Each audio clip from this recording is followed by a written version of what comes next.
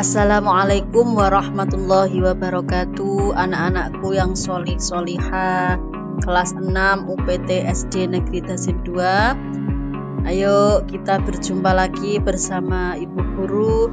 Kita belajar bersama tentang sebab-sebab hukum halal dan haram.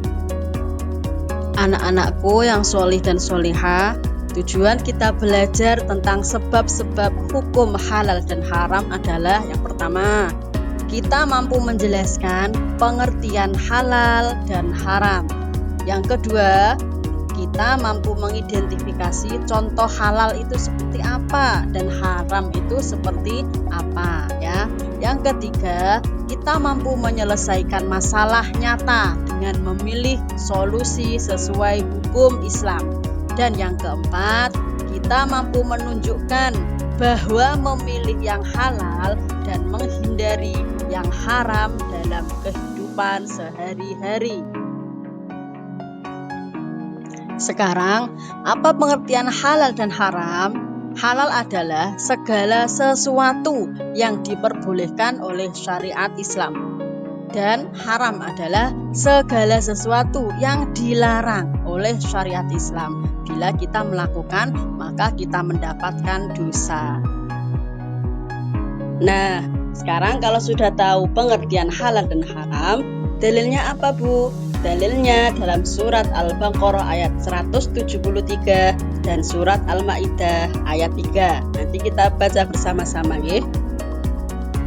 Anak-anakku, di antara sebab-sebab hukum halal dan haram itu yang pertama adalah karena zat asalnya yang diterangkan dalam surat Al-Baqarah ayat 173 dan surat Al-Maidah ayat 3. Yang kedua, karena sifat asalnya ya. Karena sifat asalnya diterangkan dalam surat Al-Baqarah ayat 219. Dan yang ketiga, karena prosesnya. Sekarang, dalil halal sendiri ada dalam surat An-Nahl ayat 114. Selain itu juga dari hadis Rasulullah SAW yang artinya sesungguhnya Allah itu baik dan tidak menerima kecuali yang baik. Apa sekarang contoh halal itu? Yang pertama, bisa makanan atau minuman yang halal. Selain makanan dan minuman adalah pekerjaan yang halal ya. Kita bisa mencari rezeki dengan jalan yang baik. Terus dengan juga perbuatan yang halal.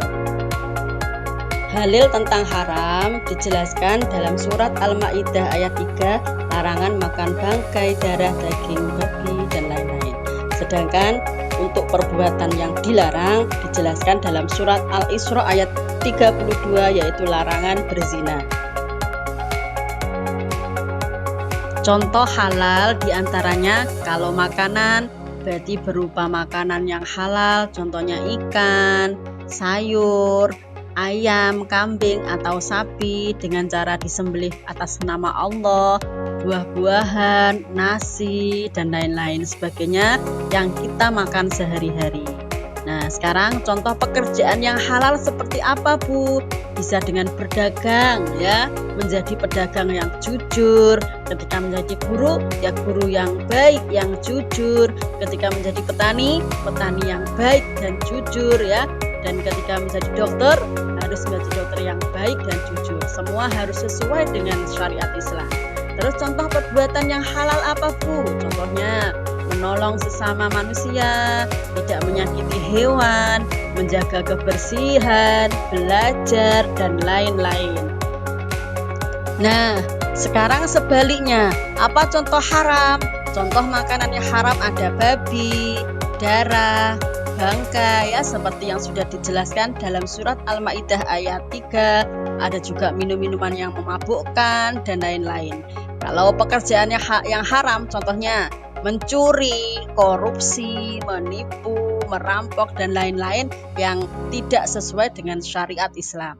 Perbuatan yang haram apa, Bu? Contohnya berzina ya, judi, baik itu judi secara terang-terangan atau berjudi secara tidak terang-terangan, contohnya seperti judi online ya, menyakiti orang lain, tidak menyayangi hewan, menyiksa hewan, itu termasuk perbuatan yang haram. Di antara halal dan haram itu ada yang namanya subhat. Apa Bu subhat itu? Subhat itu adalah yang samar-samar ya, makanan atau perbuatan atau apapun yang kehalalannya tidak jelas, itu yang dinamakan dengan subhat.